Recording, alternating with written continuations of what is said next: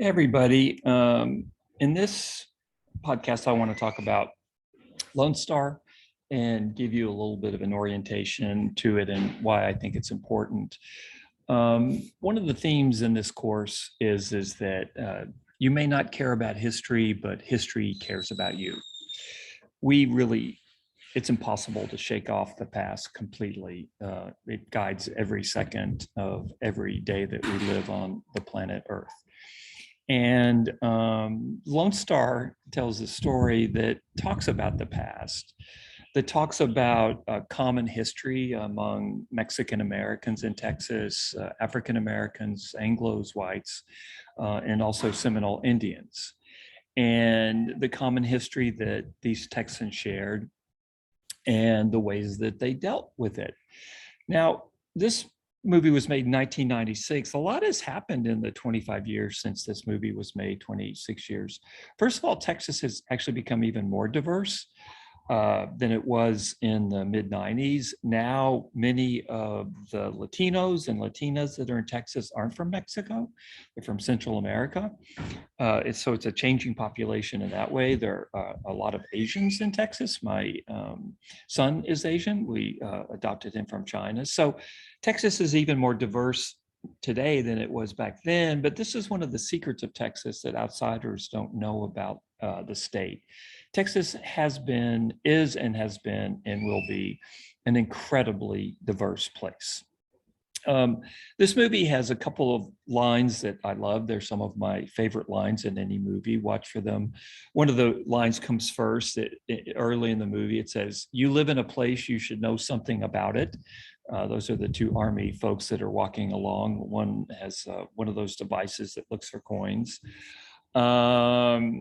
There's also a great scene in the school where the teacher talks to the student who's kind of, tuning her out. She's talked about Texas history, some of the stuff that we've talked about in this course. And the teacher says, Elizabeth Pena, "What are we seeing here, Chet?" And Chet looks up and goes, "Well, everybody's killing everybody else," which is actually, I think, really a good summary of Texas history up until that point. Also, there's a scene with an elderly African-American woman when Sam Deeds, the son of the notorious Sheriff Buddy Deeds, goes and talks to her, and she's playing a Game Boy, and she says, "Sheriff Deeds is dead, honey. You just Sheriff Jr." I love those lines.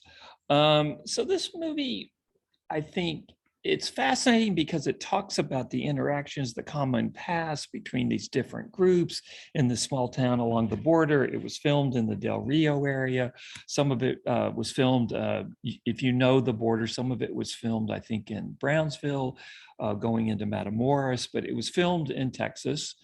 And it's prophetic in a way. One of the ways it's prophetic is that it talks about crossing borders and how the past is challenged and argued about. Can we escape the burdens of history? How, again, how the past haunts the present. And the movie is also forward-looking in that it's got a lot of things that still resonate today. There's parents arguing in the movie about the way Texas history is being taught, which is exactly what's going on in 2022 in K through 12, what you can and can't teach. There's even legislation about what you can and can't teach about the past in Texas, especially for African Americans. So that's very relevant, very prescient on the director's part, John Sayles. By the way, John Sayles is a guy from New Jersey, but he's just a brilliant guy, and he really gets Texas. The other thing is, it's interesting, if you look at Mercedes, who's the mother of Pilar, she represents a very interesting strain in Texas, and these are folks that are conservative Latinos. A lot of people from outside, at least before the 2020 election, thought most Latinos would be liberal or progressive or Democrat. You see with Mercedes, she's a pretty tough lady. She started her own business. She's not that sympathetic to folks crossing the border, although that was her story.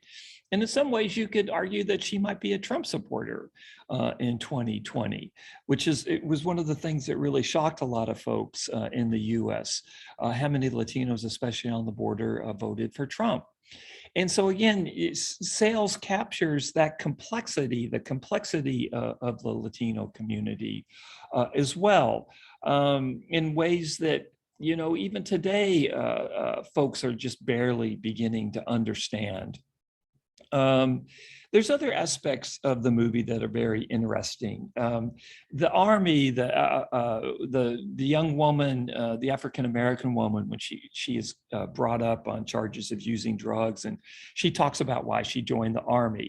And she gives a very realistic account of why someone who is lower income, very bright, lower income, what the Army offers for those kinds of folks in terms of a job, education, and actually VA benefits for education are much better now than they were in the mid-90s when this movie was made. It also talks about the complexities between fathers and sons, like the Army colonel and his dad, Otis. But the central story here is between Sam Deeds and Buddy Deeds. The Sam is the sheriff, Chris Cooper. Buddy is Matthew McConaughey, who's absolutely electrifying in this movie, even though he's only in it for, less than 5 minutes. And so there's a lot going on in this movie. Plus, I just think it's extremely entertaining and really funny in ways. But it says a lot, like I said, a bunch about the past, the burdens of the past, how we deal with that in the present. Another aspect of the movie is the growing power of Mexican Americans in this town, and the somewhat fading power of Anglos, especially the Deeds family. Think about the building of the jail.